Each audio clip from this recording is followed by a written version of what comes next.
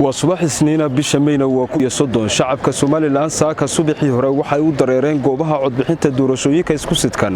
ee golayaasha wakiilada iyo deegaanka taasi oo shacabka Soomaaliland ay ku soo dooran doonaan mudanayaasha ku matali doona aqalka golaha wakiilada iyo golayaasha deegaanka ee dalka halkan aanu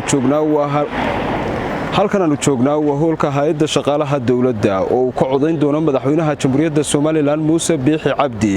iyo gudoomiyaasha xisbiyada qaranka ee u cud kulmiye iyo wadani dhammaantood goobtan ay goordhow ka codayn doonaan oo dadku ay kuyu ugu jiraan sidii ay u codayn lahaayeen isla markaasina ay u dooran lahaayeen cidii ku matali lahayd golayaasha deegaanada iyo sidoo kale golaha wakiilada murashaxiinta ka qayb qaadanaya doorashooyinkan isku sidkan ayaa tiradoodu kor u dhaafaysa 700 doorashooyinkan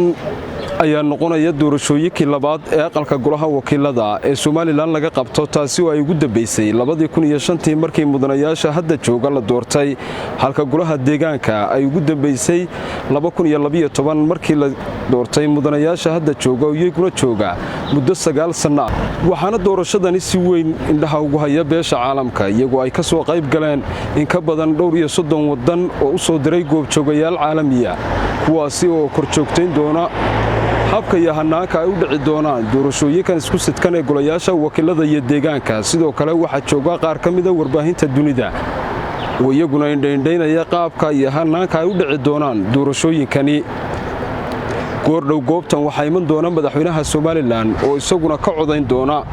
wixii warare ka soo kordha arrimaha doorashooyinka isku sidkan ee golayaasha wakiilada iyo deegaanka ee saaka ka bilaabmay guud ahaan dalka Soomaaliland halkan nagala soco